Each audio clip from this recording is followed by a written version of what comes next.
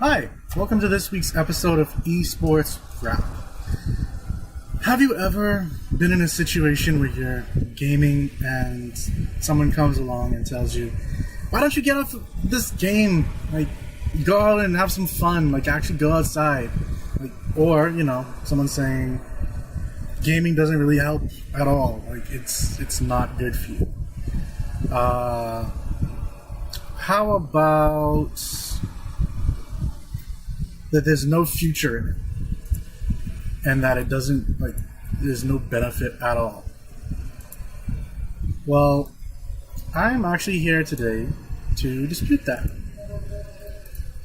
Yeah.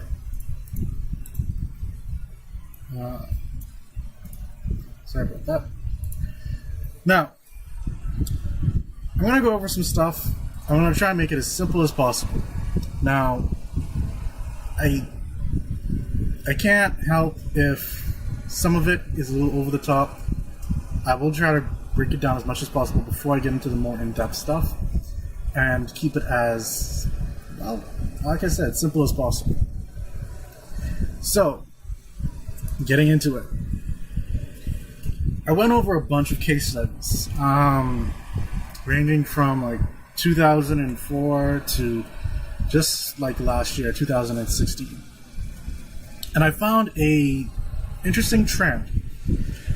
One, people are actually trying to do their best in, how should I say, trying to engage their brain in ways that help them to improve their memory, improve other skills and abilities, things like that. But not all games are actually made to really help that, even though they may have been touting it off and saying, yeah, this game is made to enhance your memory and this, that, and the next. And actually, a company got sued because of it. Luminosity, I think is the name called. They actually had to pay out quite a hefty amount of money because of misadvertisement. There's this thing about your brain, and it's called, it's two different things: muscle memory and brain plasticity. So the thing about muscle memory that most of us would probably know, it's in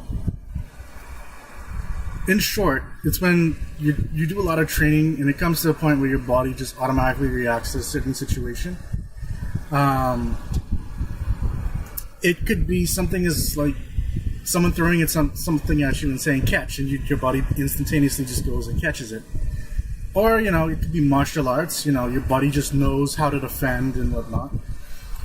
Or it could be putting in a particular password or PIN. I know there are situations where I have put in a password so many times, when I actually try to remember what the password is, I forget, and I actually have to go and sit down on my computer, well, not on my computer, but by my computer, and to remember the password, I have to actually put it in.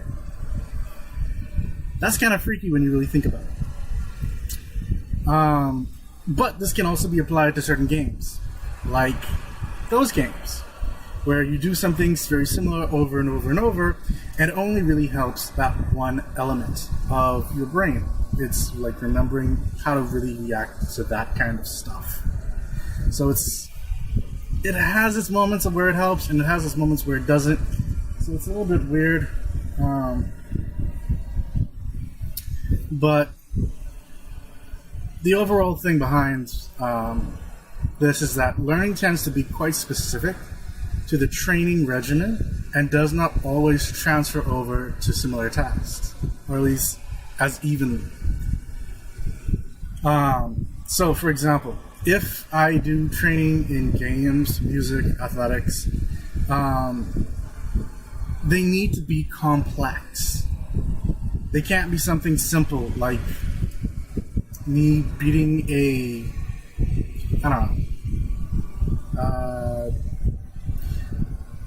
pretty much, for example, it can't be simple. It has to be able to go beyond just muscle memory and actually has to help brain plasticity. What the heck is brain plasticity? In short, that's when your brain's innate ability to change shape and get bigger in response to training and learning. So, actually, until recently, they found that, they thought that the brain had a fixed size, which is kind of awkward because as I was raised, I was always told, you got a big head, which means you got like a lot of brain. Or then there was always these supervillains that had like the big brains that kind of came out. And like after they'd learned a certain amount of knowledge and it like continuously got bigger and started to throb and like all that crazy stuff, which I don't think actually happens unless you have a genetic defect. But this brain plasticity actually can really help. Like, it's become an amazing topic for neuroscientists. The simple fact that it opens up new avenues to learn things faster, and it even allows you to start to control different elements of your body, such as muscle growth, which is really weird when you think about it, but I mean, your brain controls a lot of your body functions, so it's not that out there. But, yeah. So, actual, like, benefits. What are they?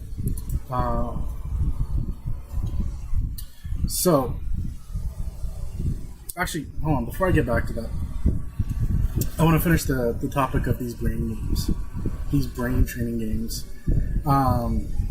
So they actually do help. They help improve blood flow, memory with those specific brains, and strategizing. But complex action games can actually improve visual acuity, accuracy, special awareness around you, and increase gray matter throughout the brain. Now, gray matter is that really important part of your brain that helps thoughts and processes and stuff like that.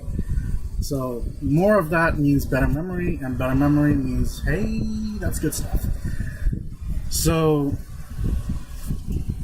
not only that though, it also helps increase global, so that's the entire brain, global brain connectivity, which in short equals more interconnectivity between the different aspects of the brain, which in turn means, or at least it's supposed to correlate to more intelligence, because you can store things away and be able to pull it back faster, and the more stuff you can do that with, the more intelligent you are.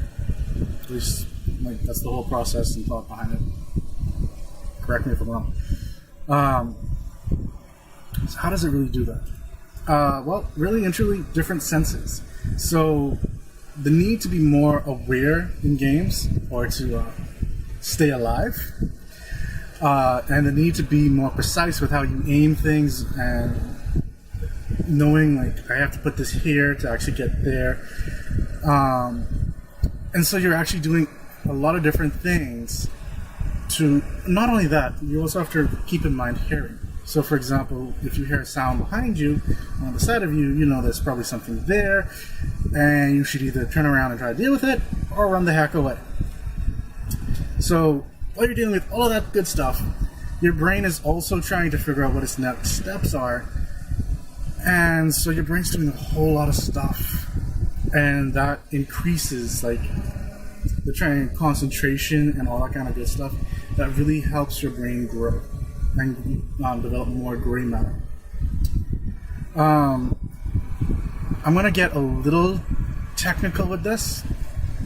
So, for example, one of the research studies that I found said that action video games experiences lead to, here we go, enhanced performance of a number of tasks. For example, action game players outperform their peers on multiple object tracking tasks, wherein participants must track many independently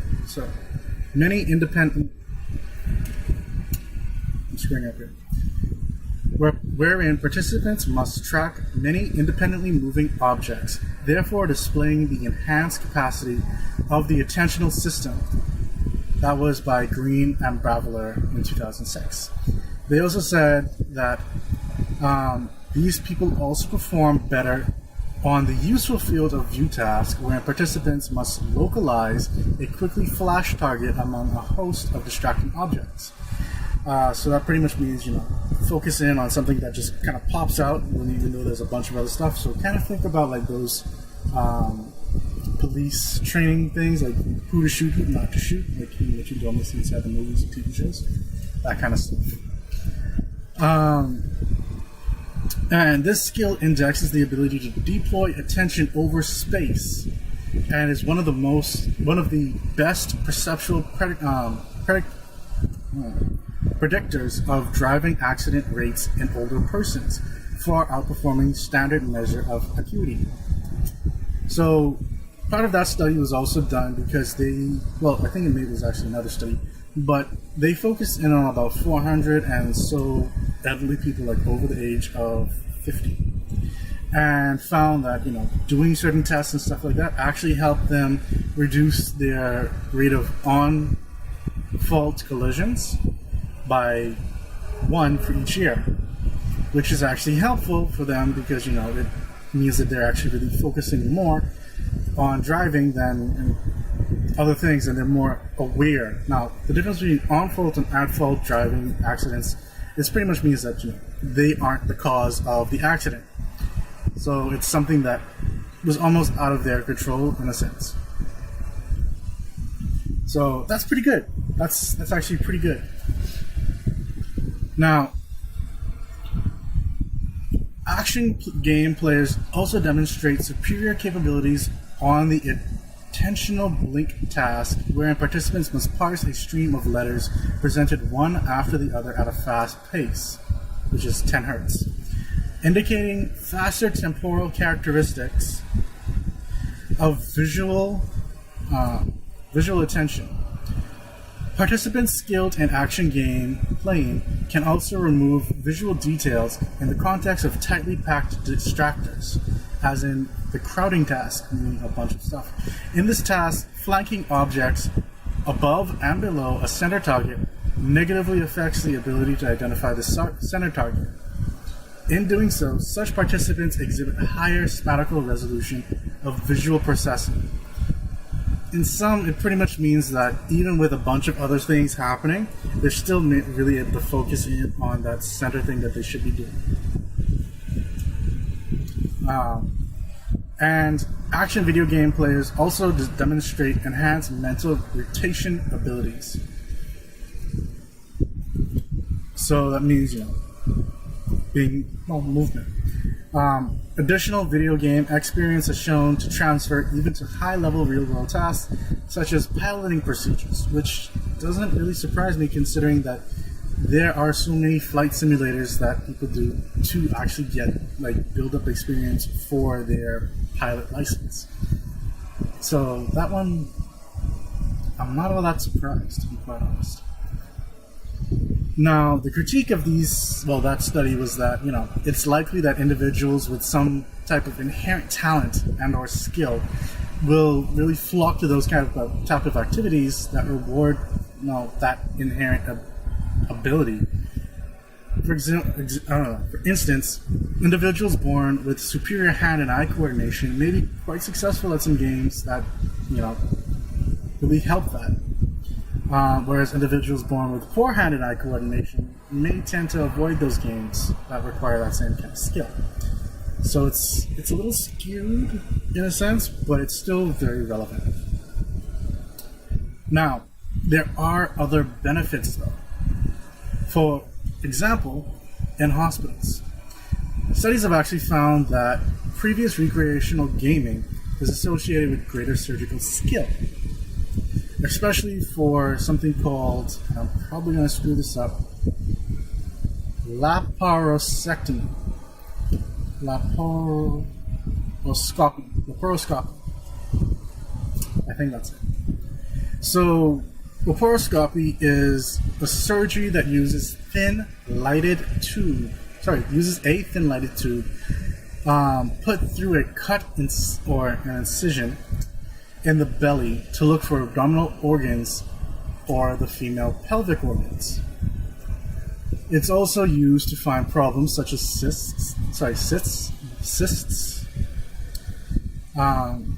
adhesions, fibroids, and infection. Tissue samples can be taken for biopsy through the tube as well. So it's really helpful, especially for women. Well, women getting their surgeries done. In addition to that, though, serious gaming is potentially a good method for learning clinical decision making and patient interactions. So the more complex something is, and the more things happen, the better it is for the person who's dealing in the medical field to actually discern, like, what should I do next, how to really handle a situation, that kind of stuff, which is awesome. Now, something that's also there is something that is a little funny, because it's obviously not really made for this, but in 2 studies, I do not know how to say these names, so I won't try, but they have demonstrated that Wii-based serious gaming is an effective alternative to established rehabilitation therapy and promotes motor recovery after strokes.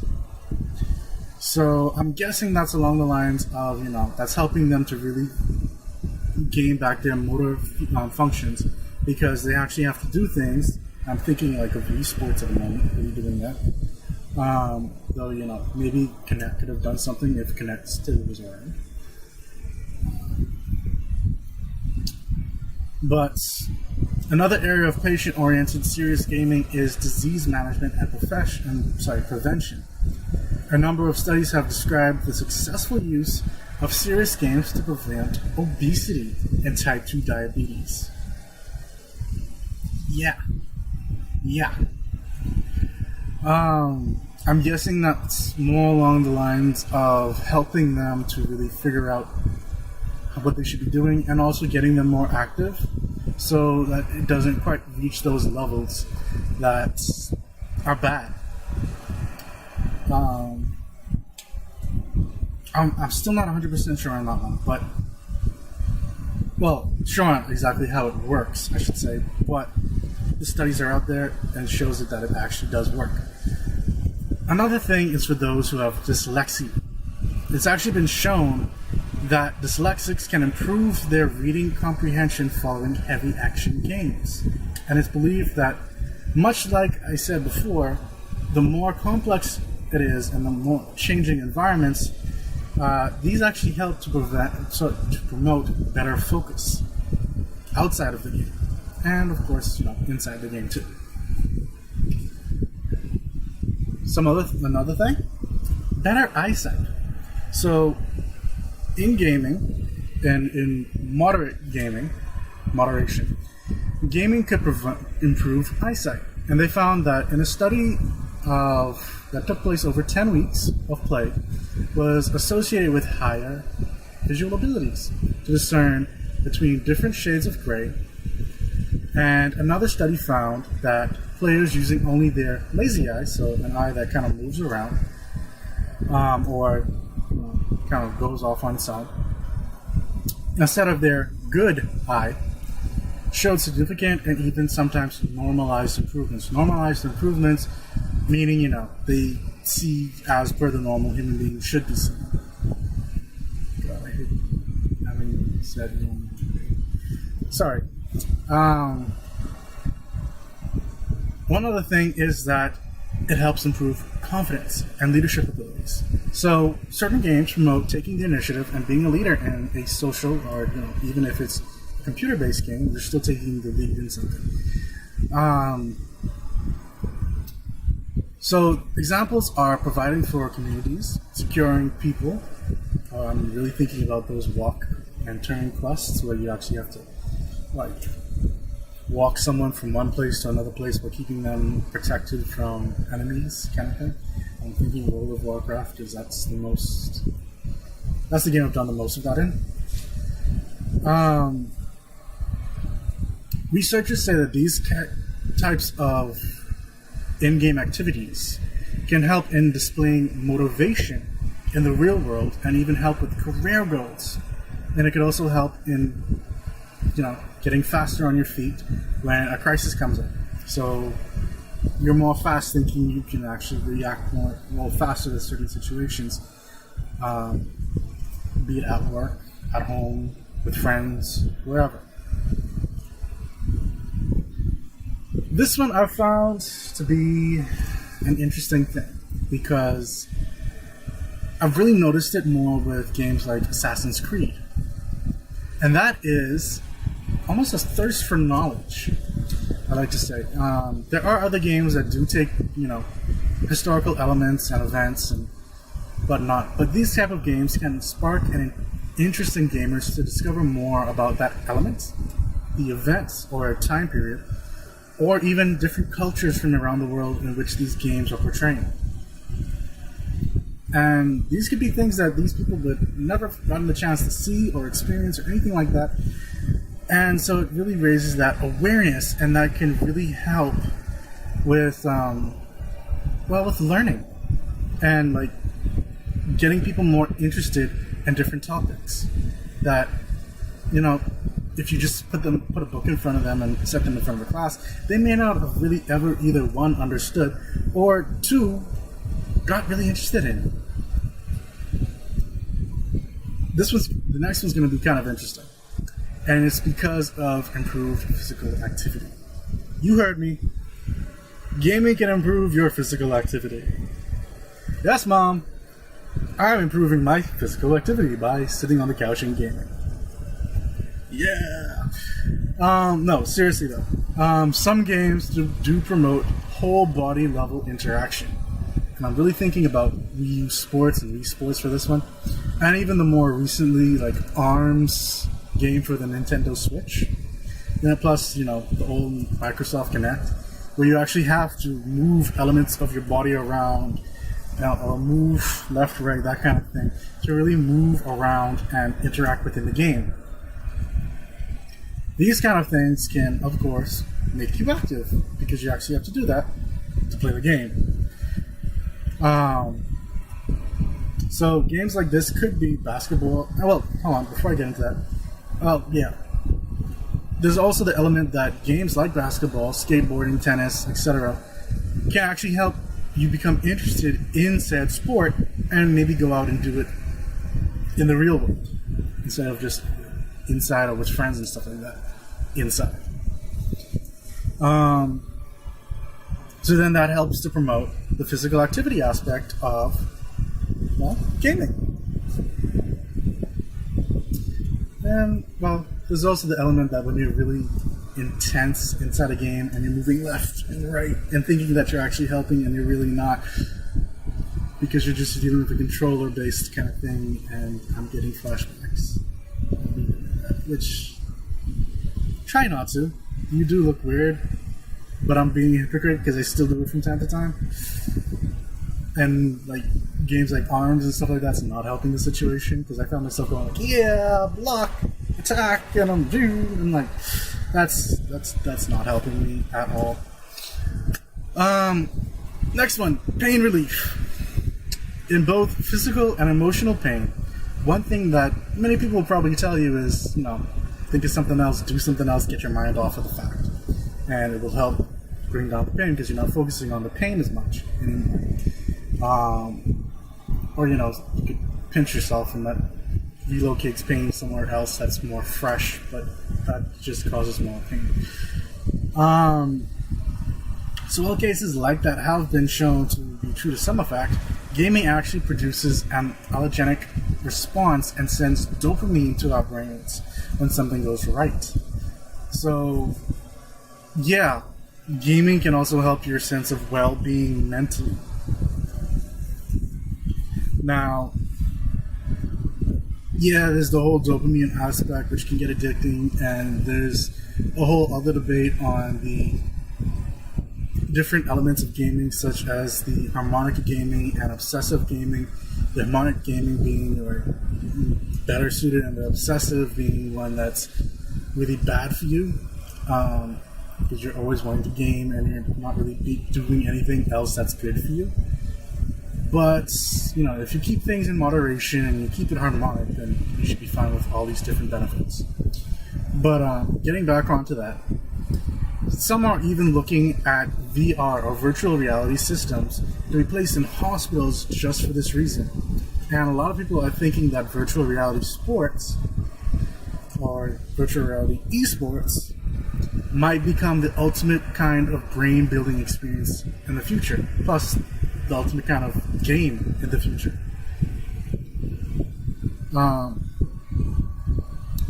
Then, of course, there's the whole socializing element to it, where, people tell you, and I've had my own mother tell me, love you, Mom, that I need to go out and spend more time with friends instead of playing these games on my computer. In my mind, I'm thinking, but I am spending time with friends. I am just spending time with them virtually. Like, we're playing this game together. Like, my real life friend, I am playing with them in this game. And we're talking on Skype or Hangouts or something like that. Or like Discord, or I'm playing with my guild. And so they found that multiplayer games often have you meet people, even if it's just to team up and beat a boss. And I'm really thinking things along the lines of like Star Wars: The Old Republic, where you can join up to do like a quest, or World of Warcraft, you join up with some random people to do a quest or a dungeon or something like that. These social aspects of gaming can help people actually become friends. So you are making new friends by playing these games, and you can play with current friends in either online or real world, and that helps your friendship building as well.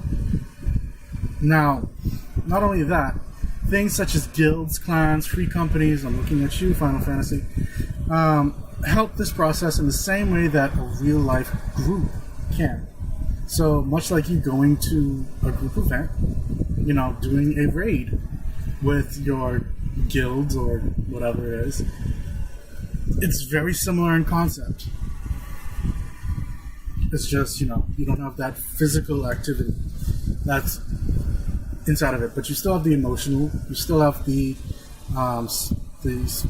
verbal and audio kind of elements to it, and you're still getting almost the same kind of fun. Sometimes, of course, well, I kind of already talked about that. So the next one is multiple sclerosis. Kind of getting deep with this one. While there's no medication that's been found to help those with multiple sclerosis, even though, there are fundings and stuff like that to try and find a cure to really help these people. One study found that persons with MS who displayed games requiring physical interaction while standing on a balance board, meaning, something that kind of moves around like that and they have to try and keep balance on it, they actually showed improvement after those games. And of course, it would take a lot of time to really develop that and bring it up to focus, bring it up to par, but the fact that it helps, even just a little bit, when there's been no other cure at all, I think that's a win. I really think that's a win. There's also the fact of adaptability that these games help. So adaptability being that since most action games require quick thinking, because either you're trying to stay alive or you're trying to beat somebody,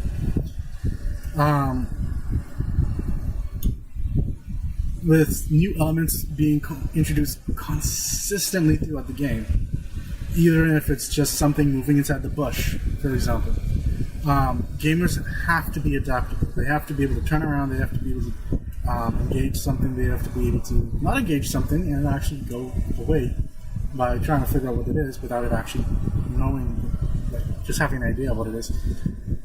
And a study found out that players who play fast-paced games were actually 25% faster in reacting to questions about images they just seen versus non-players. So that's pretty much a test to say, show you a card with an image on it, take the card away, ask questions about it. So it's bringing back cognitive, I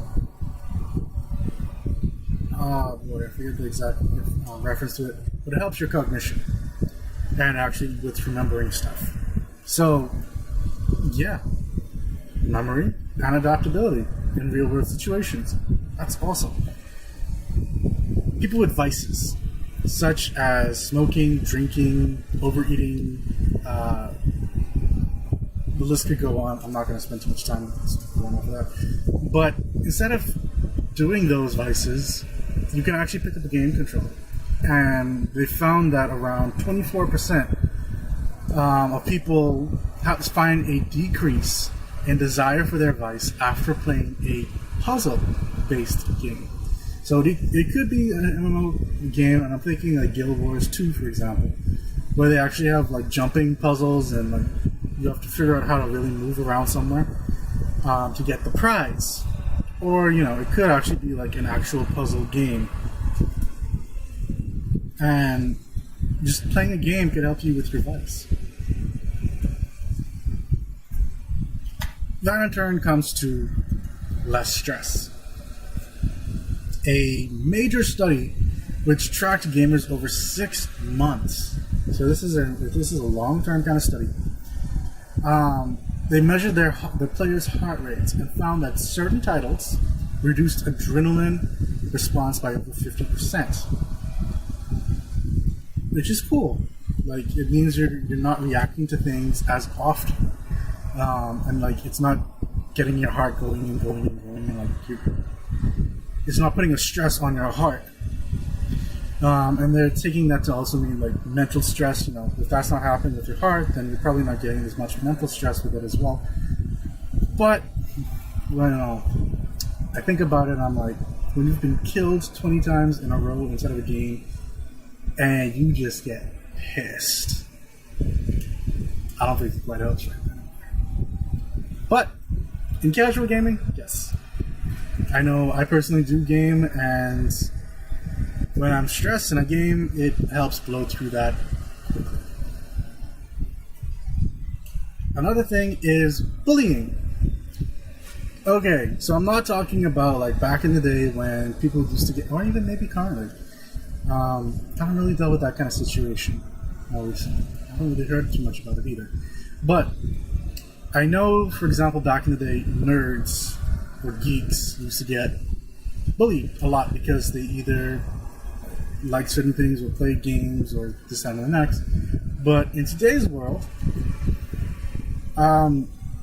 they've actually found that people who play games and have played both hero and villain, when the person is playing the villain character, they feel a much greater sense of remorse when they're actually doing the more villainous type of activities. So it actually helps reduce the level of bullying. So, in a sense, gaming helps reduce bullying. I'm not sure how politically correct that statement is, though. That could come back to bite me in the butt. But the last one we're going to talk on, because I said I wasn't going to go over half an hour with this Esports Wrap, is that it actually helps with autism. So yeah, I'm kind of going over a lot of kind of heavy topics. I've gone over surgery, I've gone over dyslexia, I've gone over multiple sclerosis, I've gone over vices, and now I'm going on to autism. Gamers who have autism, using their entire body to control on-screen movement, have been shown to be more engaged in celebrating victories with their friends and peers. Now, that's actually a pretty big thing, because those with autism actually sometimes show a lack of communication skills, meaning that they don't quite know how to react to other people when situations happen. The fact that they are more easily able to celebrate a win, I think that's fantastic. Like, that is amazing. I keep saying that, but I'm finding like these benefits really are great. But moving past that, one study even found that simply sharing space with multiple gamers can increase the social interaction for those with autism. So just being around other people playing games, which I think the reason why, well, I can't say this, but, well, without like 100% knowing it, but maybe that's the reason why game rooms did so well back in the day. Just the simple fact that you've got a bunch of people all around one another playing games together in one particular area was maybe why it helped so many people get over different things back in the day. Like, I kind of miss those game rooms, and it's kind of sad that they've gone away, except when if you're taking a look in somewhere like Japan, which like still has those places. But yeah, so to go over that list, just too long, didn't listen, came in at the end. Gaming helps with, well, complex gaming helps with memory. It helps with improved blood flow, strategizing, and visual acuity, spatial awareness around you, increasing gray matter throughout your brain, interconnectivity throughout your brain. It helps with becoming a better surgeon and getting better accuracy with things. It helps with dyslexia. It helps with eyesight. It helps people trying to go through physical therapy. It helps with confidence and leadership abilities. It increases your ability to want to learn more. It increases your physical activity, both because you're playing, and it also makes you maybe want to play other, like actual physical sports. It helps with pain relief. It helps with socializing. It helps with multiple sclerosis. It helps with adaptability and like being able to react to better cognitive abilities. It helps with your vices and like getting rid of them, or at least decreasing the desire for them. It helps with getting rid of stress. It lowers the chances of bullying, and it helps those with autism. So that's a lot of stuff right there, and like that's not even me really fully going into even like the more heavy and in-depth stuff. Plus, there are still more and more case studies being done on this stuff, like as things go on. So, I'm going to end the show here. I'd like to thank all of you for watching. This show will be going on weekly on Tuesdays at 6:30 p.m. I'm not sure what the next topic will be just yet, but as always, feel free to join in whenever you feel like. Leave me messages and comments in live chat, or just like private message me, whatever it is, and I will make sure to respond back to you. And if you've got a suggestion for a particular topic or something like that, let me know about that too. You never know, it may actually become a show. This entire thing is built for you guys. That's the whole purpose. With your support, it helps tremendously. So I'll see you guys next week for Esports Wrap, and my next show is on Thursday. That's going to be Tech Talk. That's also going to be at 6:30, so keep an eye out for it then. Take care. Until next time, Milk Cookies, signing out.